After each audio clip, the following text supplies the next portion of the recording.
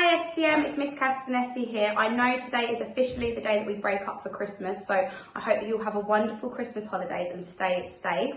Today the book that I'm going to read to you is The Grinch, and it's one of my favourites. I bet most of you have probably heard of it before. So let's start.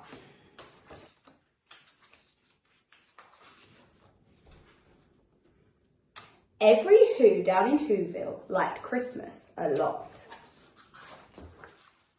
But the Grinch, who lived just north of Whoville, did not. The Grinch hated Christmas the whole Christmas season. Now please don't ask why, no one knows quite the reason. It could be his head wasn't screwed on just right. It could be, perhaps, that his shoes were too tight. But I think the most likely reason of all may have been that his heart was 2 sizes too small.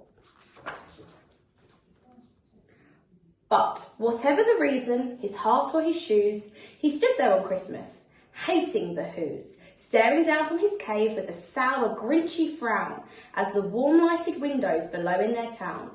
For he knew every Who down in Whoville beneath was busy now hanging a mistletoe wreath. And they're hanging their stockings, he snarled with a sneer. Tomorrow is Christmas, it's practically here. Then he growled with his Grinch fingers nervously drumming, I must find some way to stop Christmas from coming. For tomorrow, he knew. All the Who girls and boys would wake bright and early, they'd rush for their toys. And then, oh the noise. That's one thing he hated, the noise.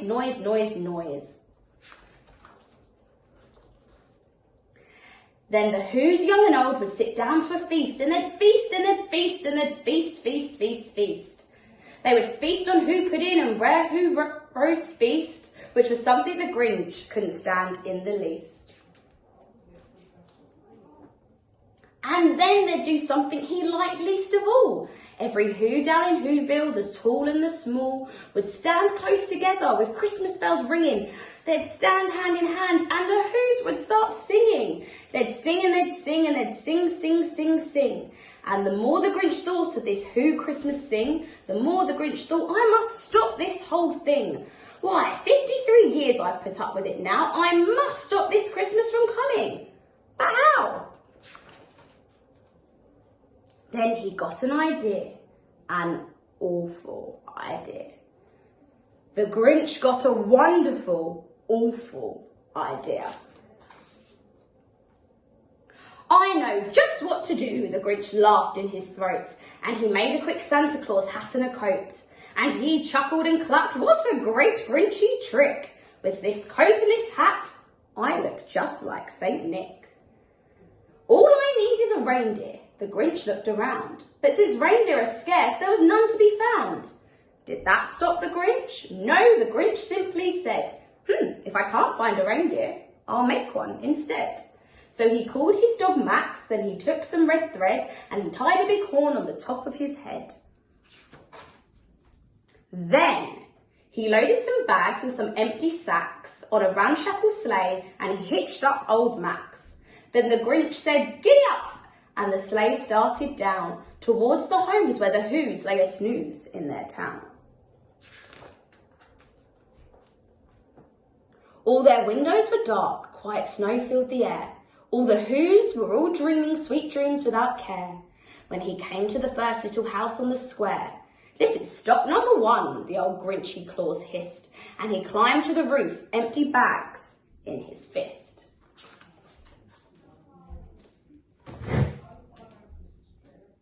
Then he slid down the chimney, a rather tight pinch, but if Santa could do it, then so could the Grinch. He got stuck only once for a moment or two, then he stuck his head out of the fireplace flue, where the little Who stockings all hung in a row.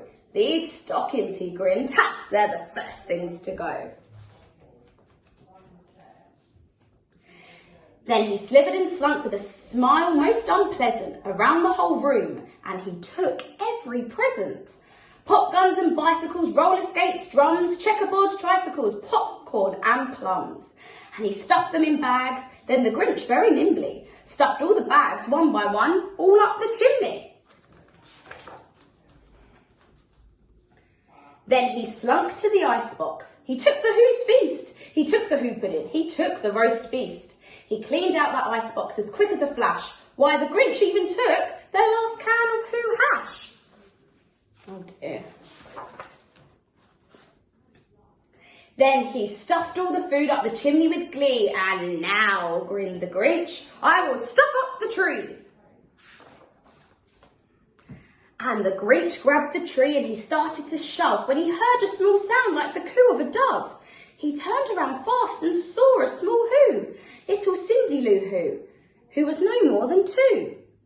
The Grinch had been caught by this tiny Who daughter who'd got out of bed for a cup of cold water. She stared at the Grinch and said, Santa Claus, why? Why are you taking our Christmas tree? Why?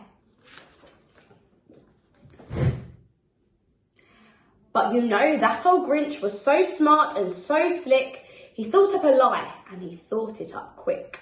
Why, my sweet little tot, the fake Santa Claus lied. There's a light on this tree that just won't light on one side. So I'm taking it home to my workshop, my dear. I'll fix it up there, then I'll bring it back here. And his fib fooled the child. Then he patted her head, and he got her a drink, and he sent her to bed. And when Cindy Lou Who went up with her cup, he went to the chimney and stuffed that tree up.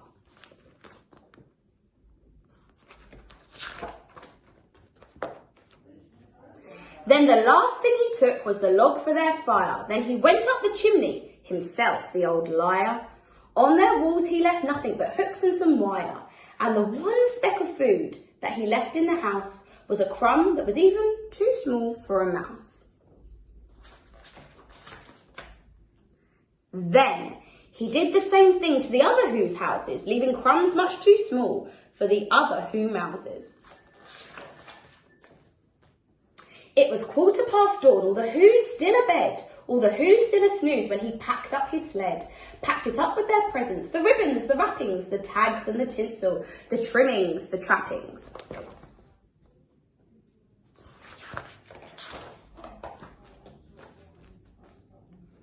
"3,000 feet up the side of Mount Crumpet, he rode with his load to the tip-top to dump it.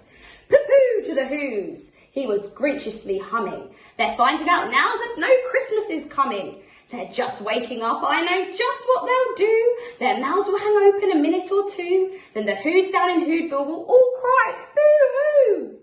But there he is, look, with all his presents.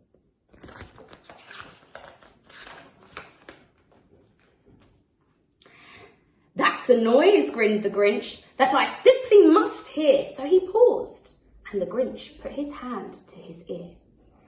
And he did hear a sound rising over the snow. It started in low, and it started to grow. But the sound wasn't sad. Why, this sound sounded merry. It couldn't be so, but it was merry, very. He stared down at Whoville, the Grinch popped his eyes. Then he shook. What he saw was a shocking surprise. And you can tell, look, he looks really shocked. Every Who down in Whoville, the tall and the small, was singing without any presents at all. He hadn't stopped Christmas from coming. It came. Somehow or another, it came just the same.